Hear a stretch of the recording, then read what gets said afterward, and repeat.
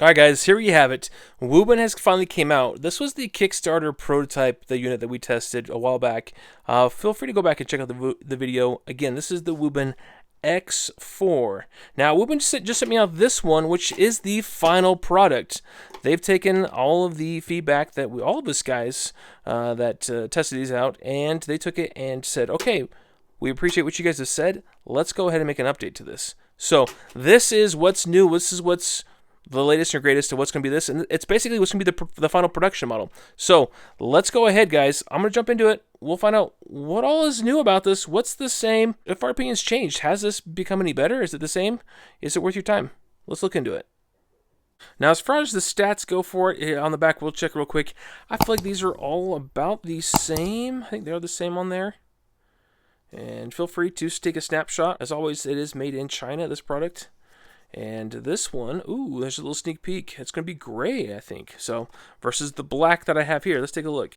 And then lumens on the side, FL1 standard, 5 lumens up to 1500 lumens, and 3 hours, or 720 hours, depending on the output. And the beam is going to reach 205 meters. IP68 waterproof resistance, and FL1 1 meter drop resistant. All stuff that we kind of went through on the other video. I do like how they package these. It is quite nice. Here's the user manual if you need to go through and see how to use it. It has multiple languages as well as very good walkthroughs. You're going to have the flashlight here. You're going to have yourself a Type-C charging cable and a lanyard to hook onto it.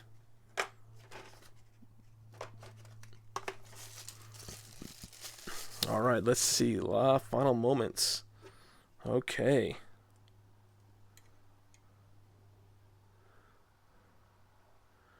Okay, I mean, first impressions right off the bat, looks a lot the same. Now, we'll start talking about some things that they say are different with these. And the first one being, if you look at this one, the paint on it is fairly easy to chip. It's an aluminum body, but as you start to bang it on things, that paint chips off. I wouldn't say paint chips off easy, but after using it for a while, it chips off. So they came back and said, okay, we'll go back and do a better paint. And adhesion appears to be a better paint, a thicker paint. So hopefully that translates. Let's see how that looks.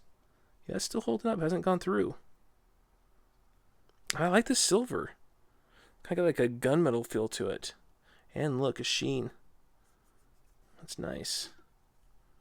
As far as the side layout, that looks a lot the same. The lights, that looks a lot the same too. The clip, oh, they changed the clip mount. So instead of being here, more towards the bottom, they've brought it up and made it more of like a deep carry. Huh. One of my gripes was actually these locations for the threads. I don't like how that sits out because it kind of bites into your hand. So, I don't love that. But yeah, they did. They updated the clip mount. It's more of a deep carry. Overall length is still the same, as you can see there. Profile's still the same. They just extended these arms to bring it up higher. Huh, good to know.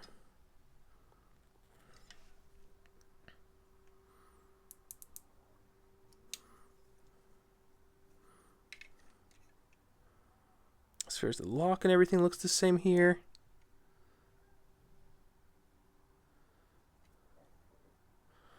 Let's go ahead and unlock it and open up to see if there's anything different on the inside. I think the batteries, I can almost tell the batteries are different. Everything there looks the same, still has the waterproofing seal. Alright, let's see what batteries we got.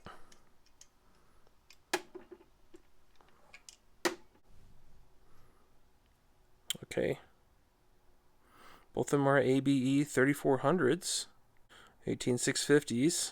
Prototype one has a 12.58 watt hour, whereas this one's a 12.22. 3.7 volts versus 3.65 volts. So it appears this battery's just got a little bit better capacity. than the final production model, but I could be wrong. I'm not a battery snob, so if you see something that I don't, feel free to chime in. Internals look the same down inside there. Hard to see on camera. See here the paint chipping on the locking mechanism, but it locks fine. Lock it, works fine. Another thing they said that they changed is on the side here, the light. They improved the side light for damage resistance. And I didn't have a problem with the damaging on this one, but I mean let's check the side light.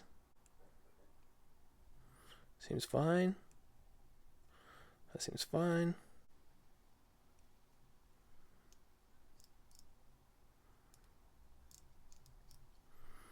Everything looks and feels the same on these two.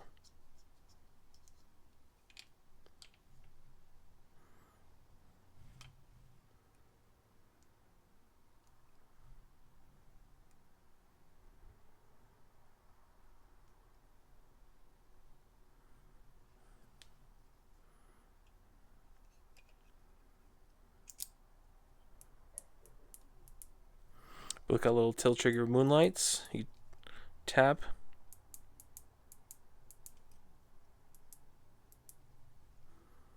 And then for the main torch, crank those both up. Those are both down.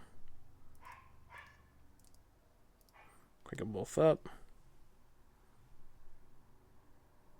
See them side by side.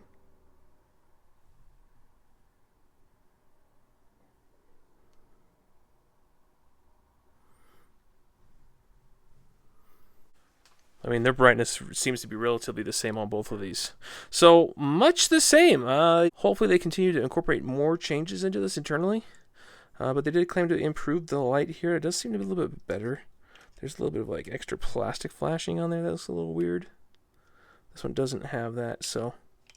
yeah, that's it all in all. Let's see, the till mount magnet...